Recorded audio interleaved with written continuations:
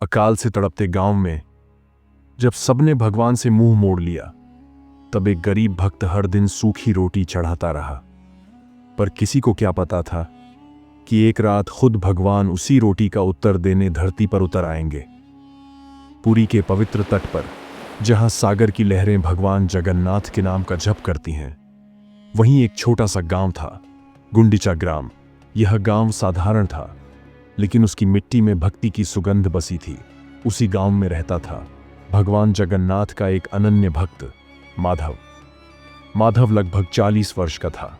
वो न धनवान था, न किसी बड़े कुल का, पर उसका हृदय इतना निर्मल था कि लोग कहते, माधव के घर में अन्न भले न हो, पर विश्वास का भंडार कभी खाली नहीं होता।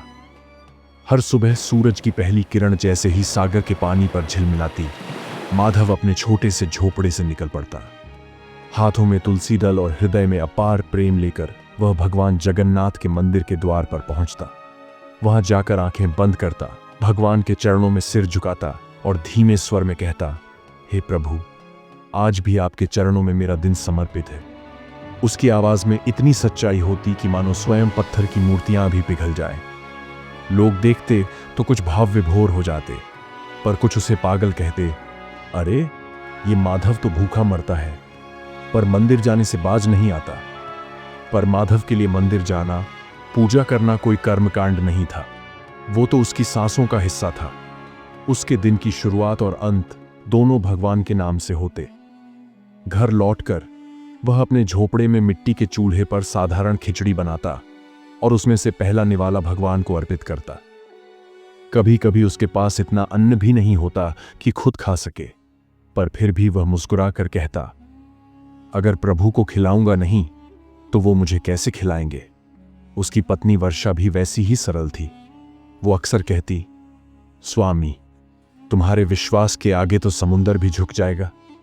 माधव मुस्कुरा देता और मंदिर की दिशा में नजर उठाकर कहता, वो प्रभु हैं वर्षा। जब भूखे पेट भी मन शांत रहता है तो समझो वो मेरे भीतर हैं। गांव के बच्चे माधव को जगन्नाथ का दीवाना कहते थे। वो उन्हें प्रेम से प्रसाद बांटता और समझाता, बच्चों, प्रभु केवल मंदिरों में नहीं, हर उस दिल में है जो सच्चे मन से प्रेम करता है। धीरे धीरे माधव की भक्ति गांव में चर्चा का विषय बन गई थी। कुछ उसे संत मानते तो कुछ उसे मूर्ख, पर माधव को न आलोचना की परवाह थी न तारीफ की। उसके लिए तो हर धड़कन, हर सांस जय जगन्नाथ का ही स्वर थी। समय बदला और गुंडीचा ग्राम पर प्रकृति का क्रोध टूट पड़ा। आसमान महीनों से सूना था, न एक बादल, न एक बूंद बारिश। धरती की छाती फट चुकी थी, खेत सूख गए थे और कुएं मुंह खोले खामोश पड़े थे। हर ओर बस धूल, भूख और निराशा का साम्राज्य था। गांव के लोग एक एक कर अपने पशु बेचने लगे। कोई दूर नगर की ओर भागा तो कोई भूख से निष्प्राण हो गया। बच्चों की आंखों में आंसू सूख चुके थे। हर झोपड़ी में सन्नाटा और हर चेहरे पर लाचारी थी। पर इस विनाश के बीच भी एक झोपड़ी ऐसी थी जहां अब भी हर सुबह दीपक जलता था। वो झोपड़ी थी भक्त माधव की। अकाल ने उसके घर से भी सब कुछ छीन लिया था, धान के दाने, मिट्टी का तेल, यहां तक कि पानी भी। फिर भी माधव रोज भोर में उठता और मंदिर के द्वार पर जा पहुंचता। उस दिन उसके पास भोग के लिए बस एक सूखी रोटी थी। वो धीरे से मुस्कुराया और मंदिर में जाकर भगवान जगन्नाथ के समक्ष रखती। उसके होंठों पर वही परिचित वाक्य था, हे प्रभु, आज भी आपके चरणों में मेरा दिन समर्पित है। जब लोगों ने उसे देखा तो ठहाका लगाकर हंसने लगे। अरे पागल माधव, खुद के पास खाने को नहीं और भगवान को रोटी चढ़ा रहा है। देवता भूख मिटाएंगे क्या? अपने ही हाथों से कुछ कमा ले। माधव ने सबकी बात शांत भाव से सुनी, फिर बस इतना कहा, अगर मैं अपने प्रभु को खिलाऊंगा नहीं तो वो मुझे कैसे खिलाएंगे। उसकी आंखों में विश्वास था जो अकाल की धूल से भी धूमिल नहीं हुआ था। लोगों ने उसे उपहास का पात्र बना दिया, लेकिन माधव के हृदय में कोई कटुता नहीं आई। वो जानता था कि भक्ति तभी सच्ची होती है जब परीक्षा कठिन हो। रात को जब सारा गांव भूख से तड़प रहा था, माधव दीपक जलाकर भगवान के सामने बैठा। उसकी दृष्टि मूर्ति पर थी और हृदय में एक अटूट विश्वास, प्रभु, आप देख रहे हैं ना, मैं हार नहीं मानूंगा। पर उसे क्या पता था कि उसी रात भगवान जगन्नाथ स्वयं उसकी परीक्षा का अंत करने वाले हैं। अकाल की उस रात गुंडीचा ग्राम पर गहरा सन्नाटा छाया हुआ था। ठंडी हवा मिट्टी की गंध के साथ बह रही थी और आसमान में बादलों का एक टुकड़ा भी नहीं था। हर ओर बस कराहें, थकान और निराशा थी। गांव के लोग भूख से तड़पते हुए सो गए, पर माधव, वह जाग रहा था। उसके शरीर में अब इतना भी बल नहीं बचा था कि मंदिर तक जा सके।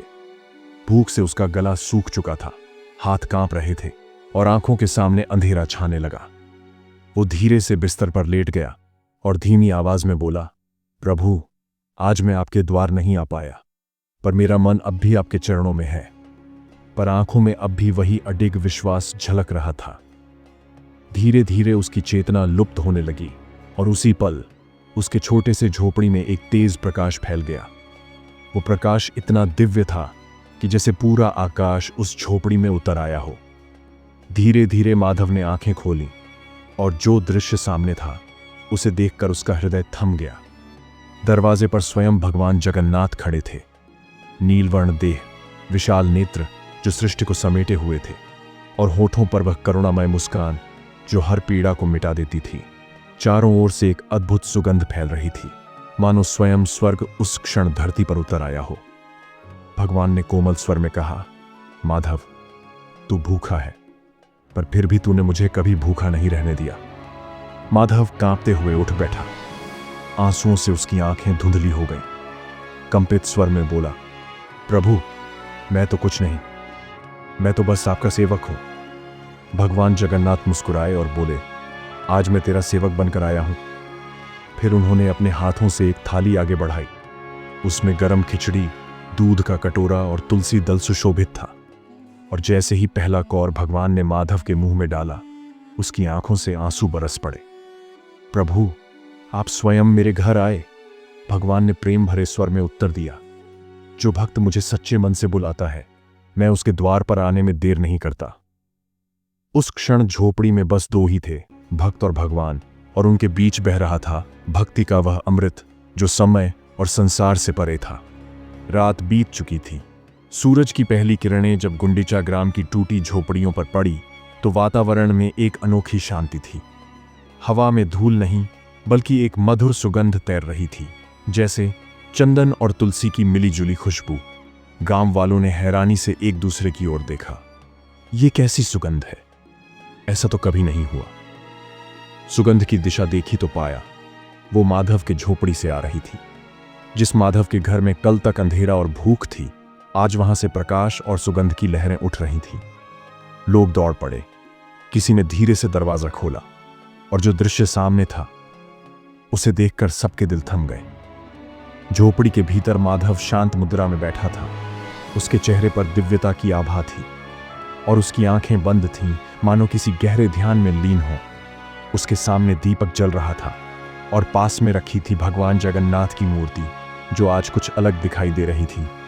वो मुस्कुरा रही थी। गांव वाले अवाक रह गए। किसी ने फुसफुसाकर कहा, क्या तुमने देखा? मूर्ति मुस्कुरा रही है। मंदिर के पुजारी भी वहां पहुंचे। उन्होंने झुककर मूर्ति की ओर देखा और विस्मय में भरकर बोले, ये कैसे संभव है? क्योंकि मूर्ति के होठों पर खिचड़ी के दाने लगे हुए थे। वही खिचड़ी जो भगवान ने पिछली रात माधव को अपने हाथों से खिलाई थी। पूरा गांव उस दृश्य को देखकर नतमस्तक हो गया।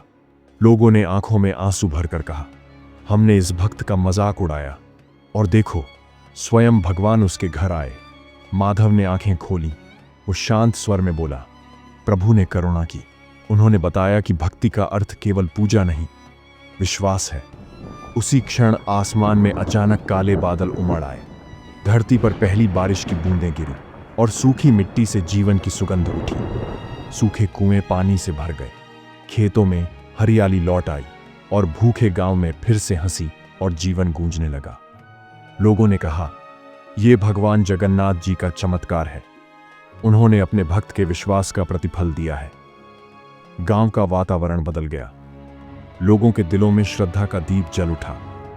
मंदिर की ओर जाते हुए हर व्यक्ति के होठों पर वही एक नाम था, जय जगन्नाथ। सच्ची भक्ति का अर्थ केवल पूजा नहीं, बल्कि विश्वास है।